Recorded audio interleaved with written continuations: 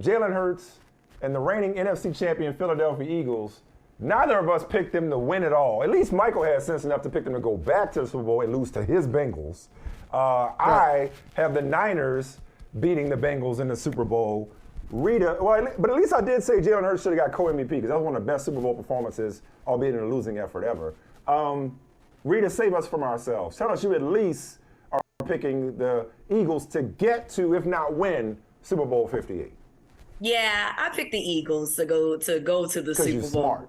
Listen, I love the roster construct of the 49ers. I think that they're great, but Brock Purdy, we have to find out if that was the real deal or if the Cinderella slipper has fallen off and the pumpkin goes back to a pumpkin, right? We don't know that for sure. I believe in Jalen Hurts. I think that Jalen is the real deal.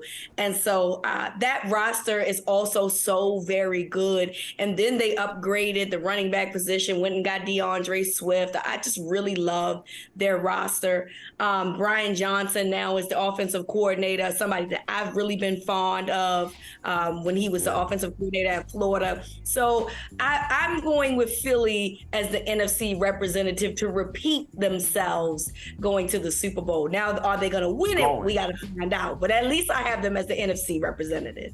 Well, wait, you can't give us half your prediction. Like, all right, so you got them. Who you got in the AFC? That's right. And who you got winning it all? This is what we this is what we do, Reeta. We got to make predictions that we are going to regret and have to explain or pat ourselves on the back over. So what you got? So it's very hard to pick against Patrick Mahomes, right? I mean, we're in the Patrick Mahomes era, and so I'm going to do that.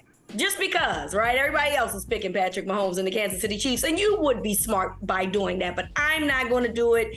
I'm also picking against both of you guys. I'm picking my Baltimore Ravens, the little cousins.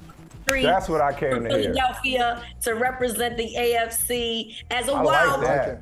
I think that the Bengals are going to win the division, but I think that the Ravens get it as a wild card, and I think that they find their way to the Super Bowl. So yet another quarterback Super Bowl we're going to have with the little brother, the big cousin, little cousin down the street Super Bowl. Well, I like that. That'd be a black quarterback Super Bowl. That'd be the first all-black quarterback room. You want to talk about being in a room where it happens in Baltimore? Whole lot of history will be made if it was Ravens, Eagles, to say nothing of the fact that would be, let's just say that would be an aggressive, all due respect to Baltimore and Philadelphia, that'd be an aggressive fan base matchup right there. But I like that. I'm glad you said Baltimore. I like it. No, you guys say happy last year too. And I'm not even being. I'm not being a homer here. I'm not. I promise you. Because, I don't have them winning the division. I have Cincinnati winning the division. But I think that depending how the division goes and how the playoffs are constructed, that the Ravens have a good chance. I mean, they've won a Super Bowl as a wild card previously before anyway. Sure. So it's not like they can't do it again.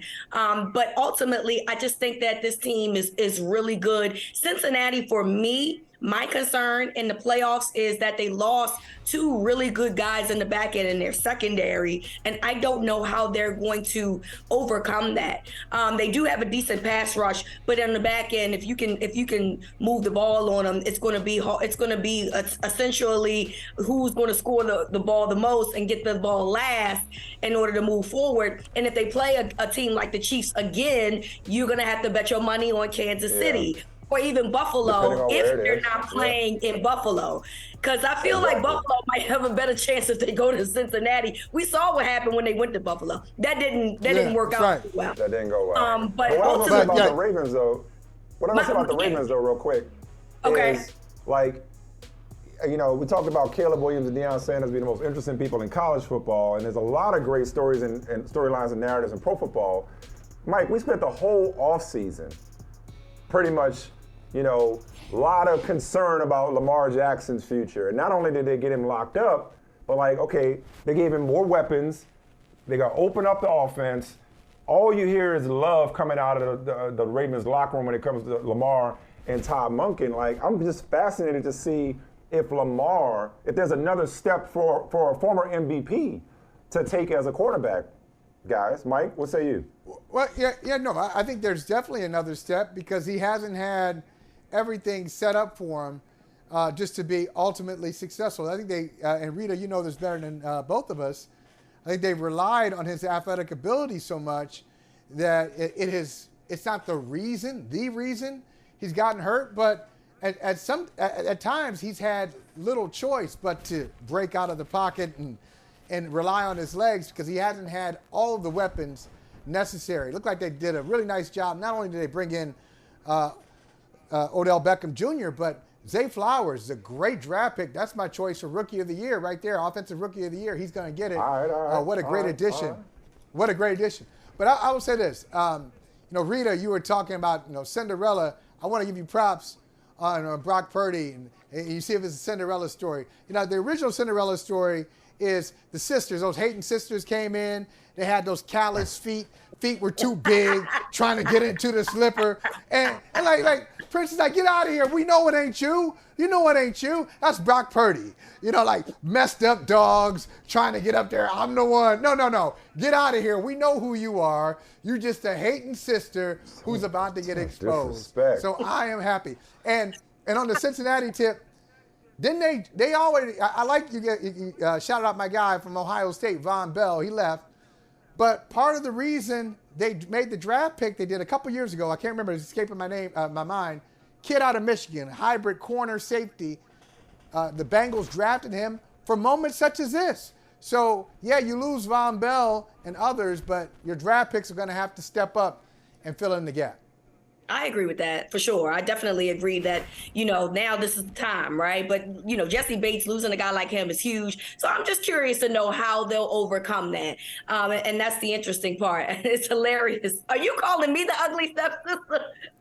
No. No. We're calling Brock Purdy. Go to break. Brock Purdy. Bro, Brock Purdy is that. that. Man. Brock Purdy is the ugly one. Because I was thinking to myself, well, is it because I don't believe? Am I the ugly stepsister, or is I wasn't really sure. Rita. Oh no, he would never. Number one, he would never. But if you thought he said that, props to you for showing such restraint.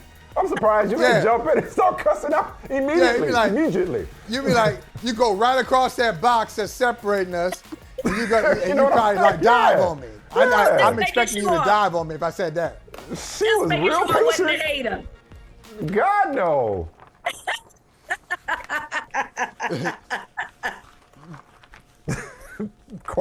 The opposite, Reeta. My God. Never that. Rita's the belle of the ball. Like, wait, because I don't believe in Brock, does that make me the ugly stepsister? No, I'm with you. No, I don't believe in Brock Purdy is the ugly stepsister. Okay. Yeah. Like, wait a minute. I just want to make sure that's not me, because I definitely need on some. I need to see him put the slipper on and make it fit before we call him Cinderella. He can't put it on. Don't worry. He can't put it on. He put it on for 8 games. Everybody went crazy. We'll talk to you later, Reeta. Thank you. All right, guys. Talk to y'all later. Hey, thank you for watching Brother from Another. If you haven't hit that subscribe button, go ahead and do that now. Don't forget, you can catch us 3 to 4 weekdays on PeacockTV.com and on Sirius XM Channel 85.